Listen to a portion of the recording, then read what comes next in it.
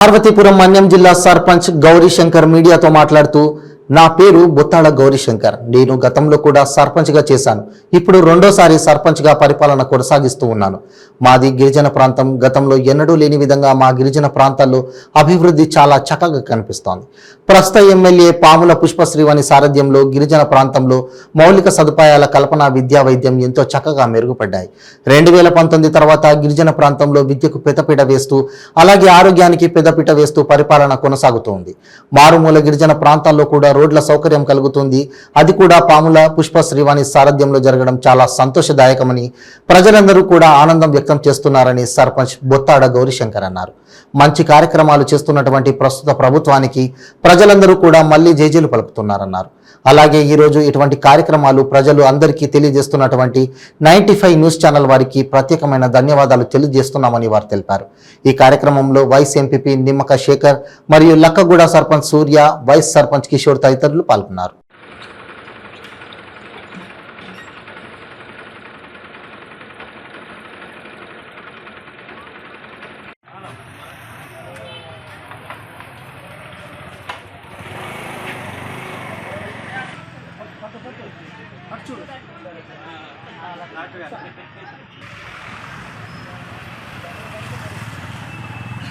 అలా చెక్కితే అలాగా హోటల్ బిస్కెట్లు ఇచ్చించారు.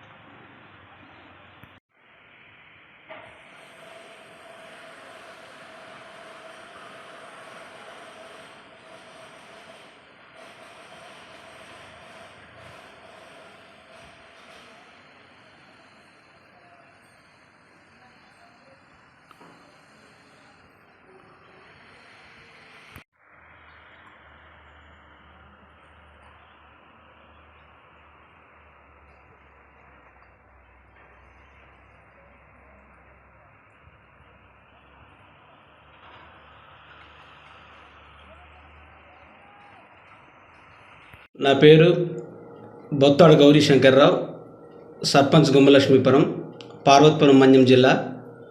నేను గతంలో కూడా సర్పంచ్గా చేశాను. ఇప్పుడు రెండవసారి సర్పంచ్గా పరిపాలన కొనసాగిస్తూ ఉన్నాను.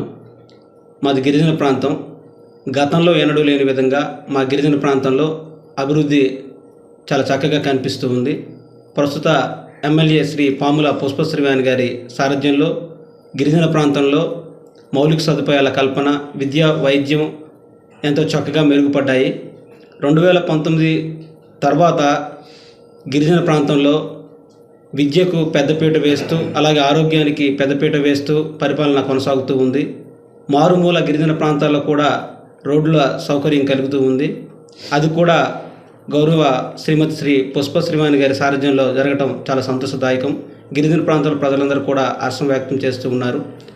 గౌరవ ముఖ్యమంత్రి గారి ఆదేశాల మేరకు గిరిజన ప్రాంతాల్లో అభివృద్ధి ఎక్కువగా చేయడంలో కీలక పాత్ర పోషిస్తున్నటువంటి అందరికీ కూడా ధన్యవాదాలు తెలియజేస్తూ ఉన్నాము. మరీ ముఖ్యంగా గిరిజన ఏరియాలలో 80 కోట్లతో ఇంజనీరింగ్ కళాశాల, అంటే వైద్యం తర్వాత విద్యకి ఎక్కువ ప్రాముఖ్యత ఇస్తూ ప్రస్తుత ప్రభుత్వం తీసుకున్న నిర్ణయాలు చాలా హర్షణీయం అండి.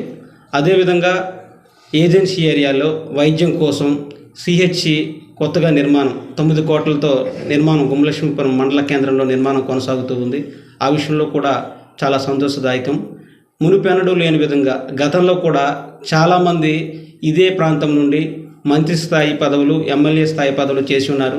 ఒక మహిళ అయి ఉండి కూడా ఈరోజు ప్రతి గడప గడపకు వెళ్ళి ప్రజల సమస్యలు తెలుసుకొని విద్యా, వైద్యం, రోడ్లు కూడా మెరుగుపరిచే విధంగా కృషి చేస్తున్నందుకు ఏజెన్సీ ప్రజల తరపున, గిరిజన ప్రాంత నాయకుల తరపున ఆమెకు ప్రత్యేకమైనటువంటి ధన్యవాదాలు తెలుపుతూ ఉన్నాము. భవిష్యత్తులో కూడా అటువంటి నాయకురాలకు పెద్దపీట వేస్తామని సభాముఖంగా తెలియజేస్తూ ఉన్నాము. స్వాతంత్ర్యం వచ్చి 70 సంవత్సరాలు దాటుతున్నా కూడా 2019 ముందు రోడ్డు లేని ఏజెన్సీ గ్రామాలు అయితే ఉన్నాయి. మేము ఏజెన్సీలో పుట్టినప్పటికి కూడా ఏజెన్సీ మారుమూల ప్రాంతాలకు వెళ్ళలేని పరిస్థితి ఉండేది. అటువంటి గ్రామాలకు కూడా రోడ్డు సౌకర్యం కల్పించి, బస్సు సౌకర్యం కూడా కల్పించినటువంటి పుష్పశ్రీవాణి గారికి, అలాగే జగన్మోహన్ రెడ్డి ప్రభుత్వానికి కూడా ధన్యవాదాలు తెలియజేస్తూ ఉన్నాము. అలాగే